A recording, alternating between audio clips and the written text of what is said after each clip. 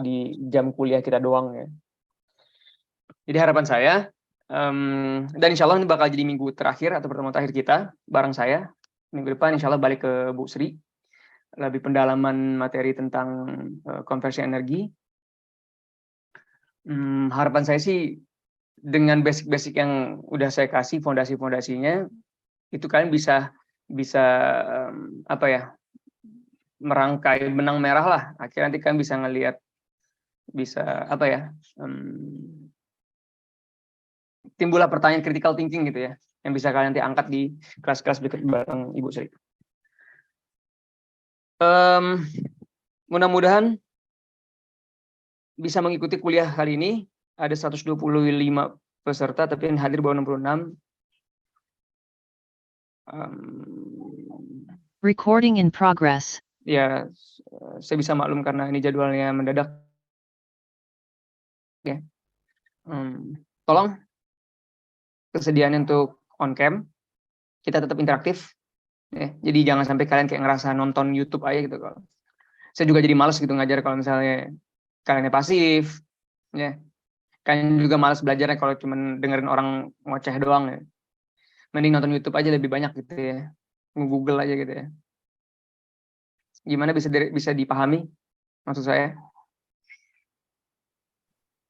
Bisa, Pak. Bisa.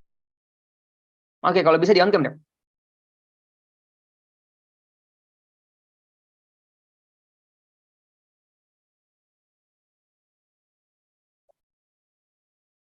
Oke, thank you.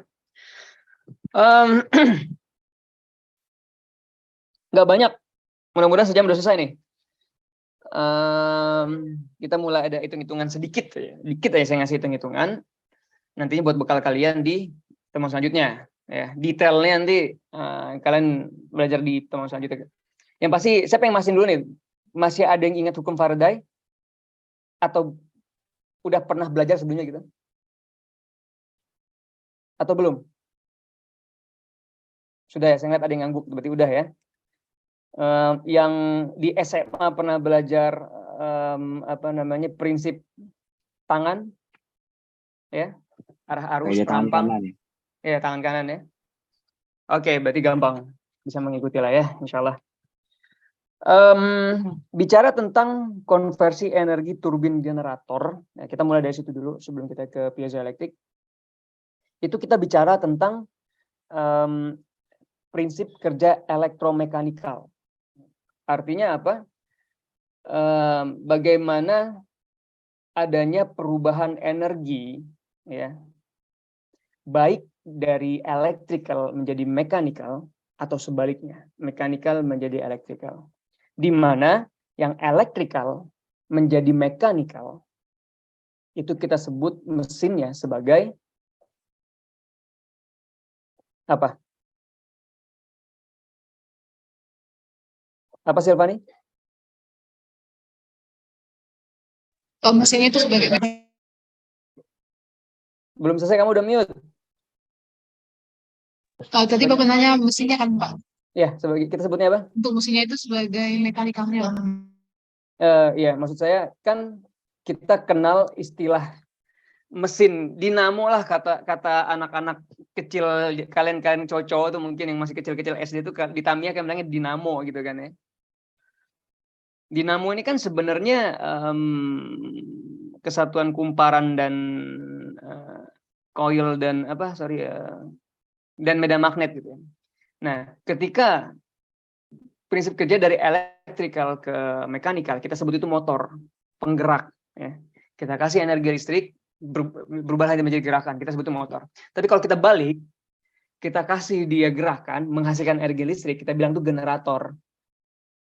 Gitu ya, generate, menghasilkan ya. Bahasa asal kata dari generate gitu ya. Bahasa Inggrisnya ya, generate itu menghasilkan gitu, generator. Jadi penghasil gitu. Nah, di sini kita bisa lihat ya, saya punya gambar di sini kira-kira skema dari generator itu sendiri. Ini kita lihat mesinnya di sini ya. Dan penggeraknya ada di sini. Di sini kita sebut couple. Nah, terlepas dari apapun penggeraknya, bisa jadi turbin, bisa jadi turbin uap, bisa jadi apa ya? Kita sebut ini yang pastinya turbin. Bisa jadi karena gerakan dorongan uap atau dorongan air, dorongan angin, apapun itu, atau dan tenaga dari manapun, misalnya dari nuklir, dari combustion gitu ya, pembakaran apa namanya bahan bakar fosil dan lain-lainnya.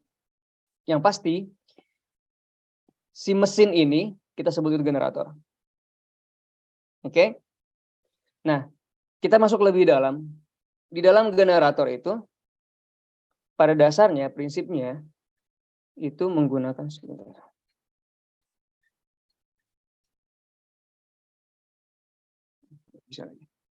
pada dasarnya prinsip itu menggunakan prinsip kerja kumparan dan medan magnet. Ya.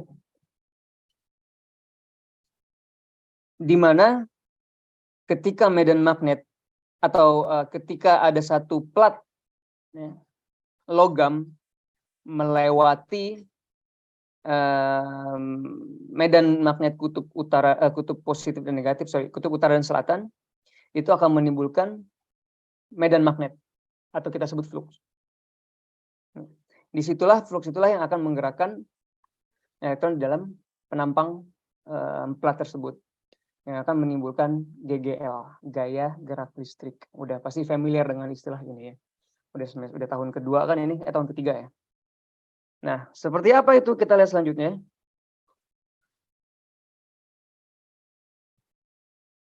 Ini saya bilang tadi, ini diagram bloknya kira-kira kalau kita bicara tentang electromechanical converter atau pengubah energi elektro menjadi mekanik atau sebaliknya. Gerakan itu sebagai input atau output tergantung. Ini bisa berubah jadi mekanik atau elektrik.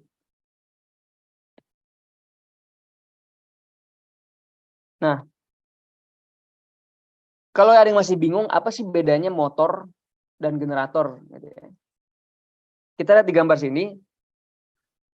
Kalau di motor, seperti yang saya bilang tadi, itu energi listrik berubah menjadi gerak.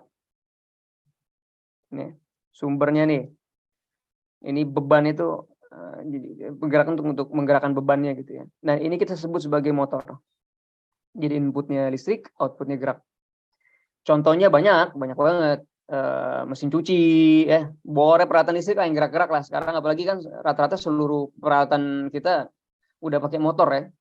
Bahkan untuk gerakin tirai itu pakai motor sekarang ya. Nah, sebaliknya generator itu adalah mekanik menjadi elektrik, dari gerak menjadi listrik. Kita sebut generator. Tadi saya kasih contoh di turbin angin atau turbin air, itu semuanya dalam situ kita sebut generator, generate. Jadi jangan bingung lagi sekarang, jangan salah sebut lagi. Jangan juga bilang dinamo ya. Dinamo tuh ya nggak salah juga sih, tapi ke bahasa itu kayak bahasa buat apa ya? Buat mainan lah ya. Kalau kita orang teknik bilangnya motor dan generator. Oke. Nah, kemudian kita tahu bahwa ada generator yang menghasilkan arus AC ya, seperti yang ada di PLN atau rata-rata AC. Tapi ada juga generator yang menghasilkan arus DC. Contoh dinamonya Tamiya kalian itu kan kalau dikasih baterai jadi gerak ya. Tapi kalau kalian balik kalian gerakin itu bisa menghasilkan listrik juga, tapi listriknya AC.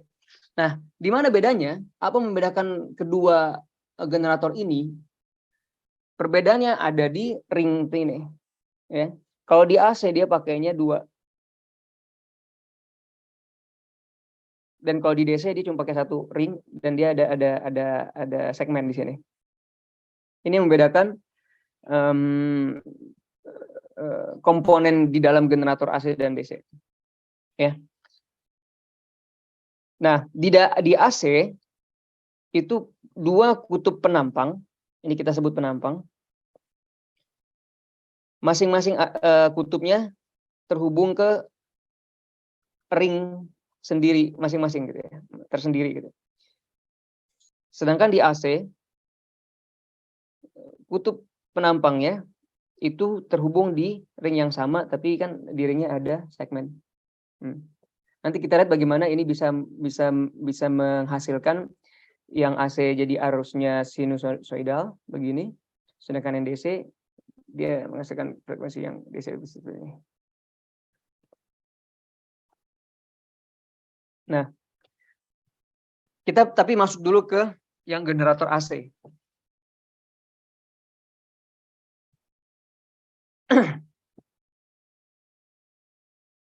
Ini tadi kita sebut penampang ya, luas penampang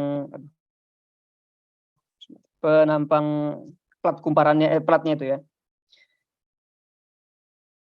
Ini luas penampangnya. Nah, ketika flux magnet maksimum itu luas penampangnya adalah 0 derajat atau menghadap tegak lurus kepada medan magnet. Ini luas penampangnya di arah medan magnet ke sana. Artinya sudutnya 0. Ya. Kita tahu di rumus flux magnet itu medan magnet dikali luas penampang dikali cos theta. Kalau cos theta-nya 0, berarti nilai 1 ya. Masih ingat? Betul? Artinya apa? Artinya fluxnya di sini maksimum. Ya. Sebaliknya, ketika sudutnya 90 derajat, ini kan 90 derajat nih. Ya kan? Kalau cos theta-nya 90, hasilnya berapa? 0, Pak. 90. Cakep. Heri pintar juga ya. Saya kira diam-diam mendiam. Thank you, Rick. Kalau cos theta-nya 90 artinya apa? Flux magnetnya sedang ada di posisi minimum paling rendah, ya, 0 jadinya. Ya kan? Makanya di kurva kita akan lihat bentuknya seperti ini. Di kurva frekuensi kita lihat bentuknya seperti ketika dia ada di maksimum, dia naik seperti ini, minimum dia akan turun lagi, ya. Terus maksimum lagi, terus dia turun lagi, maksimum lagi, turun lagi, akan seperti ini, dan seterusnya. Nah, kemudian ada timbul pertanyaan, loh, kalau begitu kan harusnya ketika maksimum, ketika kita hubungkan ke beban, ke lampu gitu ya kan? Ketika dia maksimum, nih kita hubungkan ke lampu, ketika dia maksimum, artinya lampunya nyala. Tapi ketika dia minimum, artinya lampunya mati. Ya nggak sih? Tapi kok kenapa kita nggak ngelihat ini lampunya kelap-kelip ya? Begitu. Ada yang bisa bantu jawab kenapa?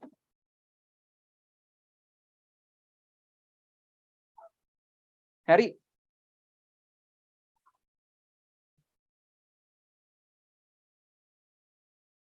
Ngomong dong, jangan di chat ya. Kalau di chat yang teman-teman nggak bisa dengar nih. Gimana Han? Nggak kedengar suaranya Han?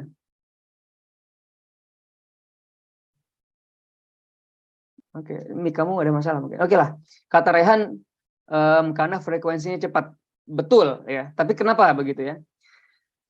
Maksudnya seperti apa? Kita tahu di Indonesia, gini, kita pernah dengar di peralatan elektronik selalu kan di situ tulis di data sheetnya selalu bilang tegangan 220, arusnya, misalnya dibilang bisa jadi 1 ampere gitu ya atau berapapun ya. Yang inputnya gitu ya, input ya. Nah, di sana juga bisa terkadang disebut frekuensinya 50 atau 60 Hz. Gitu ya. Di Indonesia pakai yang mana? Kita pakai yang 50 ya. Rata-rata Indonesia pakai 50. Dari PLN itu 50. Artinya apa? Di dalam 1 detik ya, ini T 0 ke 1 detik. Itu ada 50 kali ya, periode 50 Hz. Nah, bayangin deh, berarti ini motor bergerak 50 kali dalam 1 detik. maksimum minimumnya dari puncak ke rendah dia itu 50 kali dalam 1 detik. Cepet banget kan? Makanya hampir nggak kelihatan kelap-kelipnya. Kecuali kalian arahin pakai makanya kalau misalnya ada kamera dengan kecepatan tinggi gitu ya, misalnya kecepatan kameranya sampai dengan 500 frame per second gitu ya. Itu kalian bisa ngelihat di kamera kalian itu lampunya berkelap-kelip. Karena daya tangkap kamera kalian itu lebih cepat daripada kecepatan cahaya itu sendiri. Ya, bisa dipahamin? Itulah penyebabnya kenapa nggak akan gelap-kelip gitu ya. Kemudian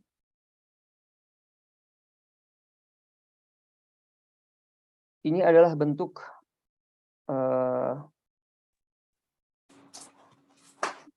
frekuensi AC dan DC. Tadi AC bolak-balik dia kan, karena memiliki 2 ring, sedangkan DC itu dari 1 ring hanya menghasilkan 1, harusnya DC doang, dia nggak bolak-balik searah. Nah, tadi kita sempat senggol soal GGL induksi ya. Kita tahu kalau ada perubahan flux magnet, maka akan tercipta GGL, induksi, gaya gerak listrik induksi. Nah, di generator, yang berubah itu kan sudutnya. Ya, yang berubah ini kan sudut ininya. Kalau gitu, artinya secara matematis, kita bisa bilang bahwa energi, masih ada ingat rumus ini?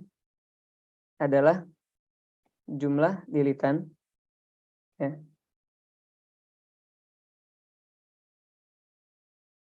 Masih ada ingat nggak?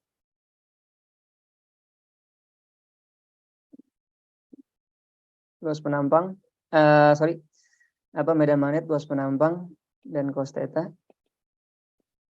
terhadap waktu. Ada yang tahu rumus ini?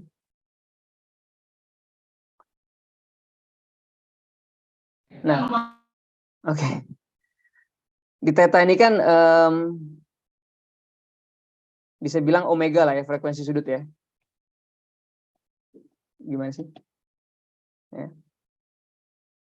Karena tadi saya bilang kan di generator sudutnya doang yang berubah ya. Dari 90 ke 0 gitu ya. Dari 0 ke 90. Nah, karena di theta ini omeganya itu yang bergerak omeganya, jadi rumus ini bisa kita turunin, kita ubah, kita sederhanakan jadinya cos omega t terhadap waktu gitu ya. Oke. Dan bisa kita turunin lagi jadi kita keluarin lah gitu ya.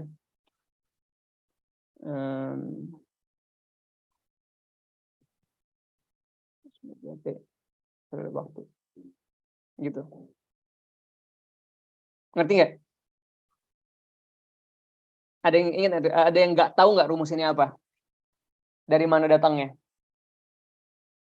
Atau ada yang nggak familiar gitu, nggak pernah lihat rumus ini, rumus apaan sih gitu? Yang mau nanya? Ya udah, saya terusin deh. Nah, kemudian dari yang kita turun ini kan akhirnya kita terusin lagi jadinya energi itu sama dengan omega sin omega T. Nah, inilah rumus GGL induksi pada generator. Ya udahlah, kalian abaikan aja yang dari mana dapatnya ini. Ini bukan rumusnya ini. Kalau disuruh cari berapa GGL induksi pada generator gitu ya. Dia tanya, ini hasilnya akan dalam tegangan ya. Dalam tegangan. Jadi kalau diketahui bahwa GGL induksinya akan maksimum kan ketika nilai sinnya 1. Ya. Atau ketika sudut 90 derajat. Antara medan magnet dan garis normal dari sisi luar kumparan. Nah, ini. Dipahami? Kuncinya di sini. Medan magnet dan penampang kumparan. Nah, ini ya. Rumus tadi kita hitung tadi. Kita coba hitung deh. Kalau misalnya dikasih soal kalian. Soal tentang generator, disuruh tanya. Disuruh cari, pertanyaan adalah sebuah generator AC yang terdiri dari 8 lilitan. Dan luas penampangnya 0,09 meter kuadrat. Hambatan total pada kawat adalah 12 ohm. Ya, kumparan berputar dalam medan magnet 0,5 Tesla. Ada yang bilang Weber gitu ya. Nah, itu juga PR sendiri deh. Kalian pelajari sendiri kenapa beda Tesla sama Weber. Bedanya di mana? Itu beda turun nanti di sana. Dengan frekuensi 60 Hz. Berapa GGL maksimum dan berapakah arus maksimum? Jadi yang ditanya adalah GGL dan arus. Gimana hitungnya? Ada yang bisa bantu ngitung?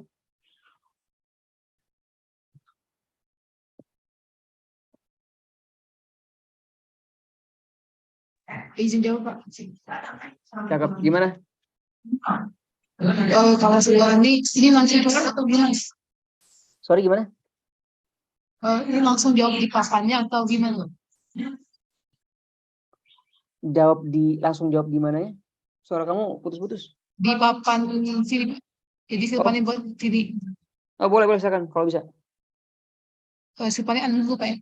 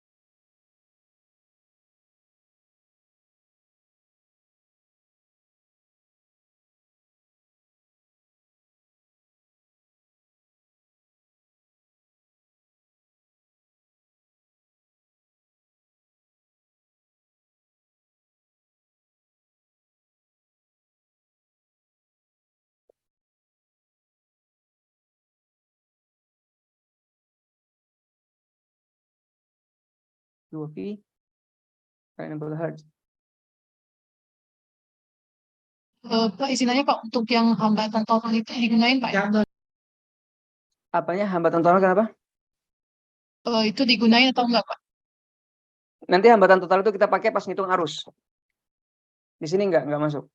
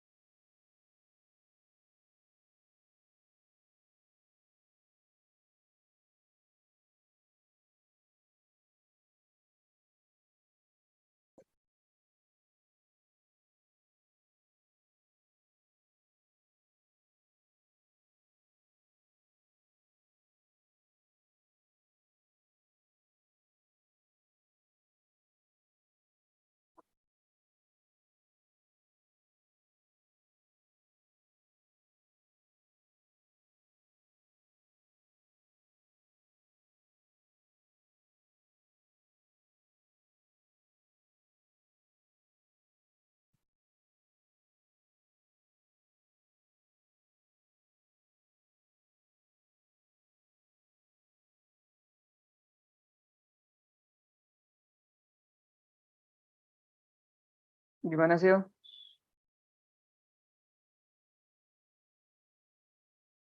Yang lain boleh sambil dikerjain coba.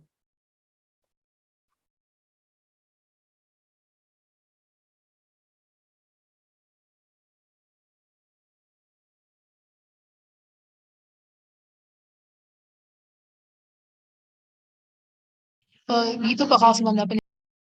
Oke, thank you. Kita coba bahas sama-sama. Makasih Sil ya. Udah coba. Kita coba sama-sama di rumus ini. Ya. Saya geser dikit. Tadi saya bilang sin omega T. Sorry. Pertanyaan tadi kan di sini berapakah GGL maksimum ya? Maksimum. Nah, kan saya bilang tadi kunci di sana. Artinya apa? Sudah 90. Ya. Berarti sin omega T-nya 1. Ya. Jadi di sini kita anggap aja 1. Udah nggak usah dihitung lagi, nggak usah dimasukin lagi sini, nggak usah capek-capek ngitung lagi. Jadi langsung aja sini jadinya E max N B A omega. Gitu sih ya. Ya. Bingung nggak? Atau saya yang salah? Betul ya. Jadi perhatikan soalnya.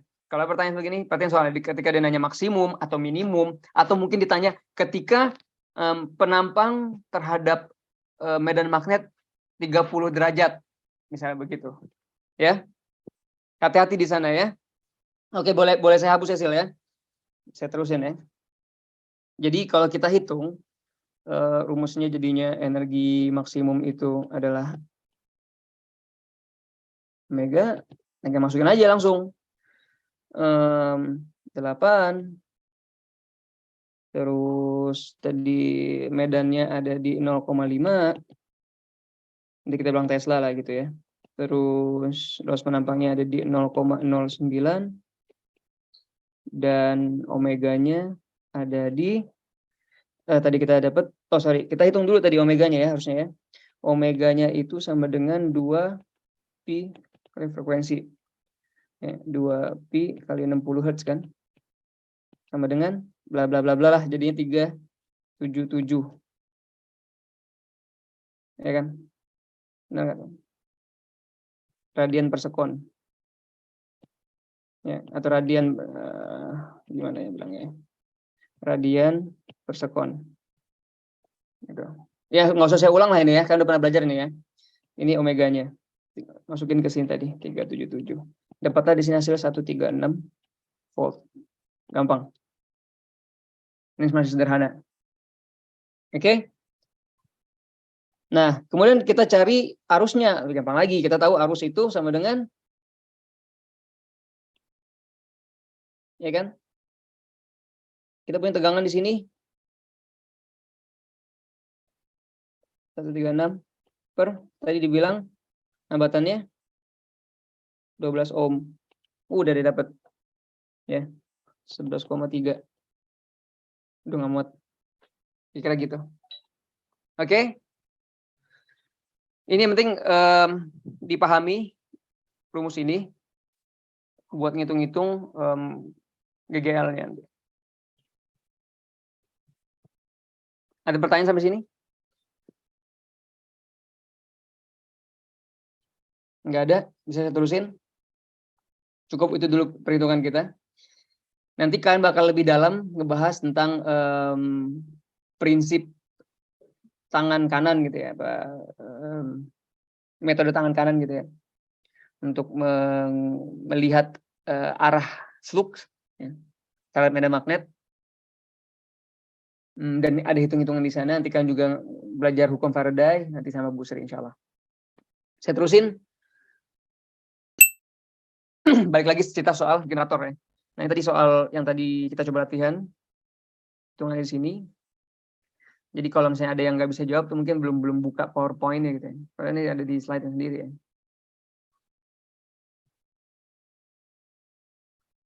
Nah, kita bicara soal generator lagi. Kita balik ke generator.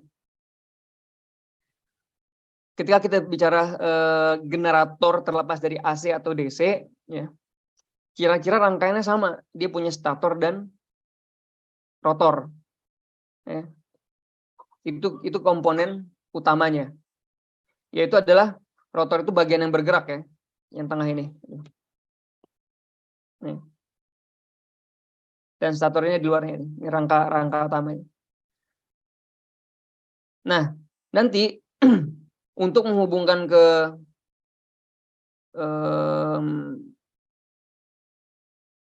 kemana? Ke beban gitu ya, baik itu dari elektrik menjadi mekanik atau mekanik menjadi elektrik, kita butuh namanya sikat arang ya. Atau apa bahasa Inggrisnya? Brush. Nah,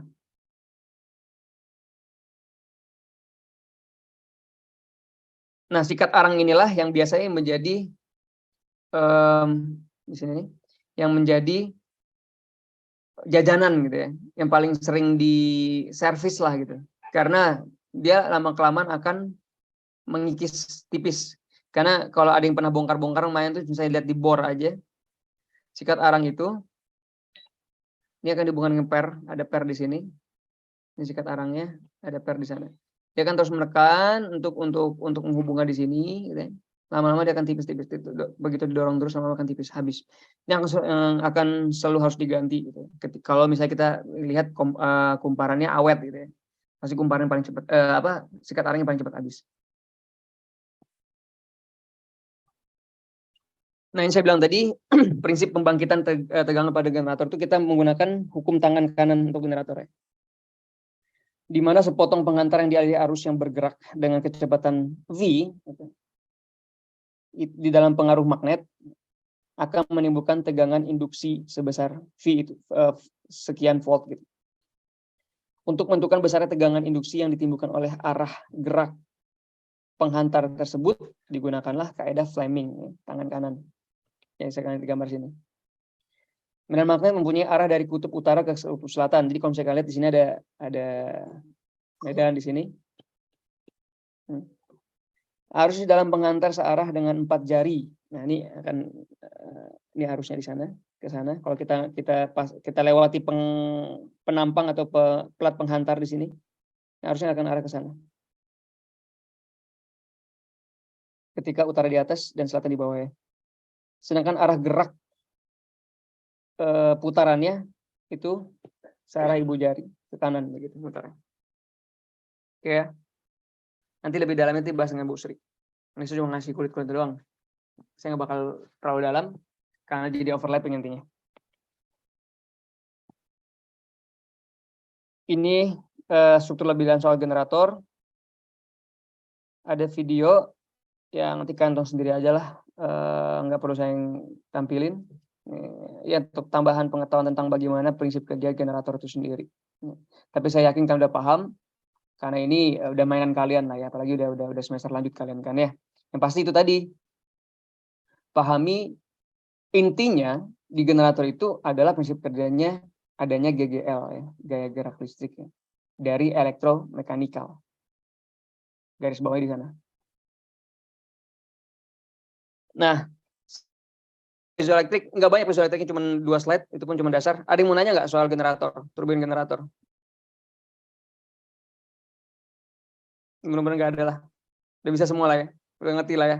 Nanti pertanyaan akan kalian munculkan di kuliah-kuliah selanjutnya. Nah, untuk piezoelektrik, kenapa saya kemarin sempat ngobrol sama Bu Sri, kenapa kita nggak usah lebih dalam Bu, karena piezoelektrik kan belum lumrah dipakai gitu ya. Jadi kita kasih aja buat pengetahuan tambahan gitu buat mahasiswa, dan nanti kita terpaksa mahasiswa untuk cari tahu sendiri aja begitu. Jadi ini bakal jadi PR juga buat kalian ya. Nah, kita bahas sedikit tentang piezoelektrik. Mungkin ada yang belum tahu. Piezoelektrik ini kata dasar piezo ya. Bahasa dasar itu piezo atau getaran lah bahasa Prancis ya. Artinya bagaimana getaran ini bisa berubah menjadi arus listrik, electrical.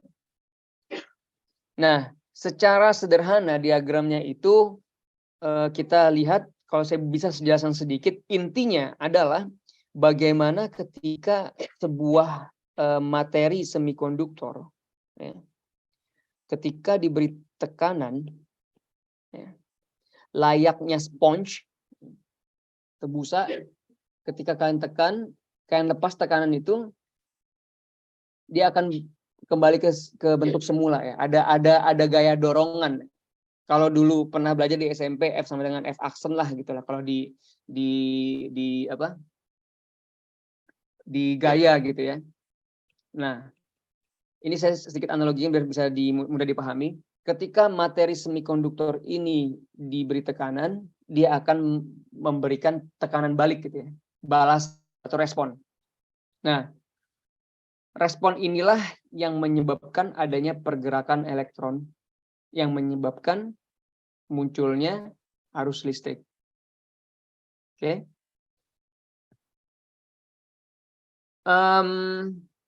Materi apa aja yang bisa jadi piezoelektrik? Sejauh ini awalnya ya pada saat ditemukan di 1880 oleh Pierre ya, dan Jacques, itu ada 3 materi. Kristal kuarsa, kalian pasti sering lihat jadi pajangan biasanya, batu-batu kuarsa. Turmalin saya nggak tahu. Garam potasium itu batu-batu yang mengandung garam potasium itu. Potas ya, dipakai racun buat ngebunuh apa sih, buat ngebersihin kolam biasanya pakai potas ya. Itu juga. Nah, tapi jangan pikir saya punya batunya saya kasih tekanan dia keluar listrik gitu, nggak bisa gitu, semata-mata yang begitu ya. Dia harus diberi namanya plat tembaga juga di sini. Lagi-lagi tembaga yang jadi peran di sini sebagai penghantar. Oke.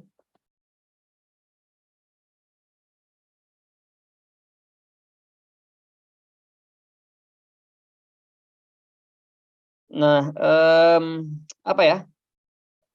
Itu lebih kurang tentang bagaimana secara dasar ya piezoelektrik bekerja. Nah, kemudian kayak saya bilang tadi, saya pengen teman-teman sendiri yang mencari tahu nih, tentang piezoelektrik ini. Usaha ya. Saya kasih tugas ini, kuis. Di linknya udah saya kasih juga di e-learning atau kalian bisa buka di sini. Berupa Google Form dan respon masing-masing dari 5 pertanyaan ini.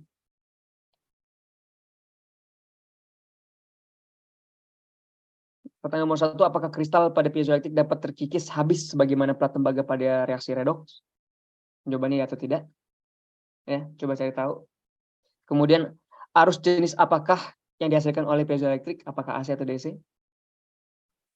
Ada yang AC nggak atau ada yang DC nggak? Begitu ya. Ketiga, apa yang terjadi pada lampu ketika kutub pada piezoelektrik dibalik saat dihubungkan dengan lampu? Misalnya, maksudnya seperti ini. Mana gambar piezoelektrik saya? Kecilan gambarnya. Nih, maksudnya begini.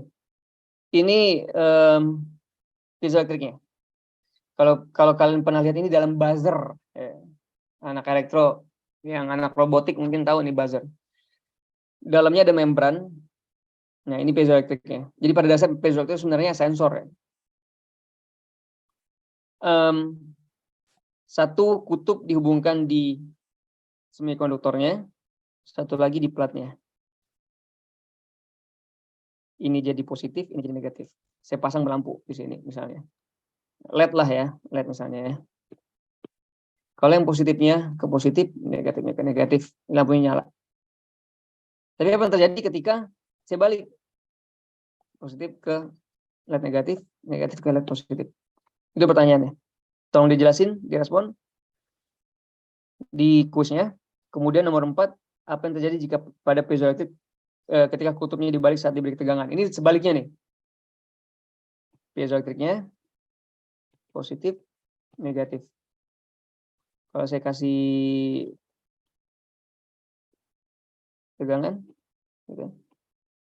DC positif, negatif, kan dia pada dasarnya akan menimbulkan suara ya, getaran gitu, gitu ya.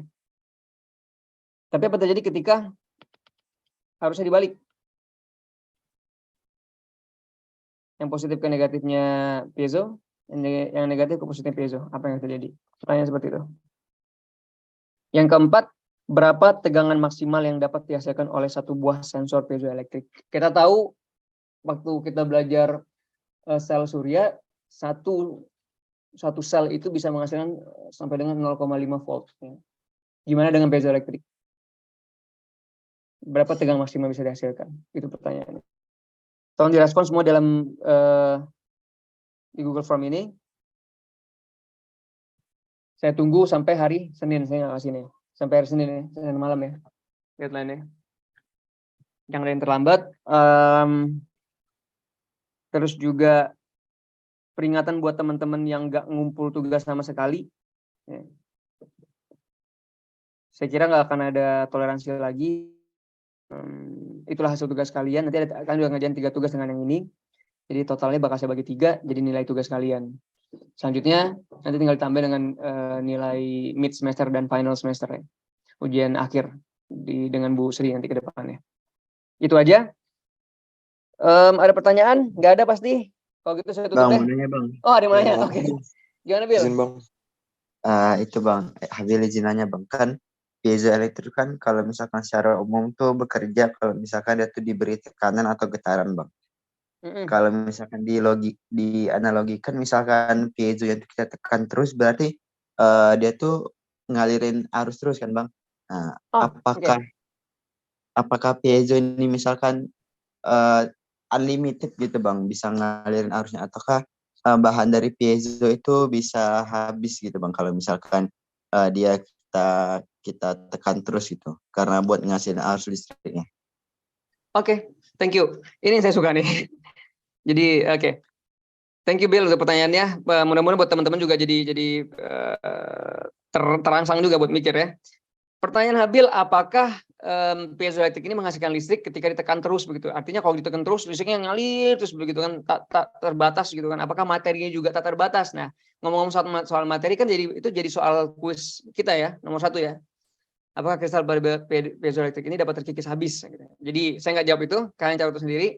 Tapi kalau soal prinsip kerjanya, jadi yang saya jelasin tadi, Bill, piezoelektrik itu dia bekerja atau dia mengeluarkan arus itu ketika diberi tekanan, diberi gaya, dan dilepas. Like sponge.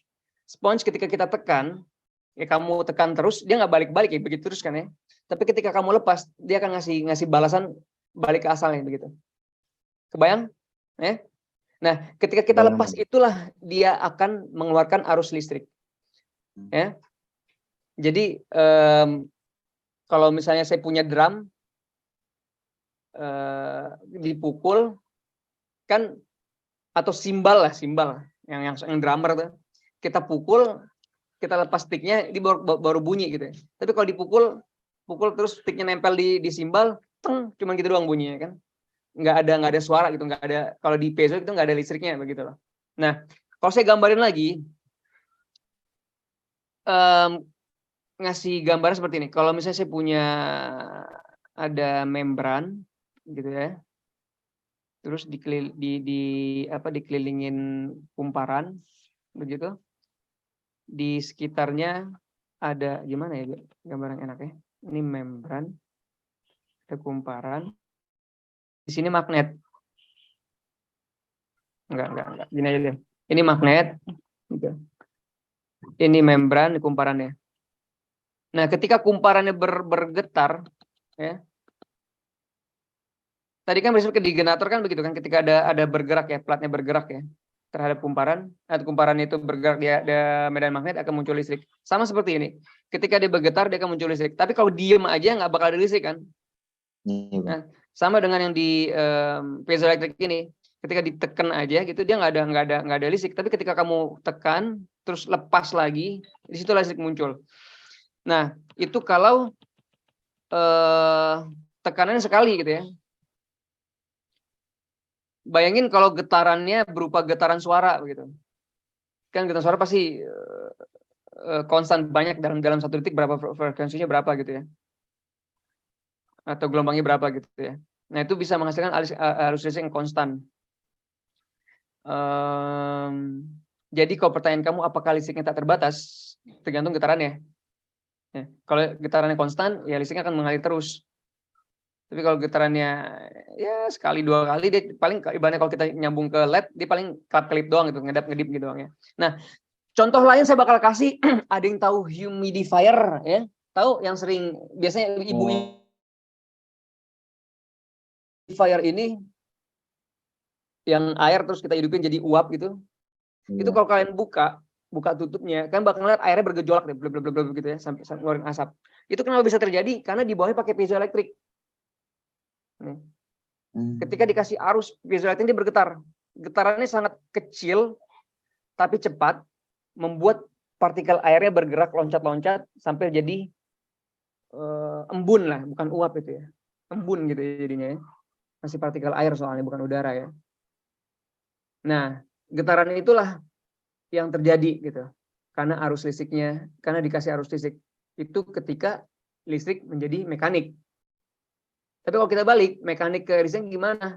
Tadi, kalau kamu bisa ngasih tekanan ke piezoelektrik itu konstan, itu kamu ketok kayak gini, dia bakal ngasilin listrik yang konstan juga. Tapi kalau kamu cuma sekali tek, gitu, atau kamu tekan doang dia nggak bakal nyala, tapi ketika kamu ketuk lepas, dia bakal kasih kejutan listrik. Itu contohnya ada di korek api. Ngerokok nggak, Bil? Enggak, Bang. Oke, enggak. Korek api yang dijentik, ya, itu prinsip kerjanya mirip piezoelektrik. Bukan saya nggak bilang di korek api itu ada piezoelektrik ya. Prinsip kerjanya mirip piezoelektrik. Karena apa? Kalau kamu bongkar tuh korek api, dalam situ ada kristal yang ketika ditekan dikasih ada hammer, ada kayak besi bulat itu. Ketika kamu pencet, itu hammernya ngetok si kristal itu, diketok, tak, secara langsung si kristalnya ngeluarin loncakan api. Itulah listrik. Ya. Bayangin kalau hammer itu bisa kamu kasih secara konstan gitu, 50 kali per detik. Nah, maka jadinya frekuensinya 50 Hz gitu ya. Kira-kira begitu. Mudah-mudahan penjelasan saya bisa dimengerti lah, Bil ya. Walaupun agak acak. Iya, Bang, bisa dimengerti, Bang. Balik lagi tadi, thank you, Bill. Balik lagi, kalau soal materinya apakah akan terkikis? Nah, itu juga jadi pertanyaan saya buat kalian. Saya tahu apakah kristal di piezoelektrik bisa terkikis habis ya, di dalam piezoelektriknya. Oke? Diakses linknya untuk Google Form-nya. Terus di e-learning juga saya attach buat additional readings, ada buku e-book gitu ya. Besar, ukuran 80 mega, jadi nggak bisa saya upload di e-learning, tapi saya kasih linknya, link Google Drive-nya. Itu bisa kalian download dengan syarat kalian sign in pakai akun email Unsri kalian. Hanya bisa pakai akun email Unsri, nggak bisa pakai akun email yang lainnya. Itu aja. Ada pertanyaan lain? Nggak ada. Tugasnya tunggu. Ya, saya tunggu sampai hari Senin tengah malam 23.59 ya, Senin 23.59 menuju Selasa. Itu aja. Thank you banget. Terima kasih buat teman-teman yang udah berpartisipasi. Semoga bermanfaat ilmunya hari ini. Lebih dan kurang saya mohon maaf. Minggu depan kita nggak ketemu lagi. Selamat belajar. Semoga sukses. Assalamualaikum warahmatullahi wabarakatuh. Waalaikumsalam. Waalaikumsalam warahmatullahi wabarakatuh. Terima kasih, Pak. Terima kasih, Pak. Yo, thank you, bye. Terima kasih, Bang.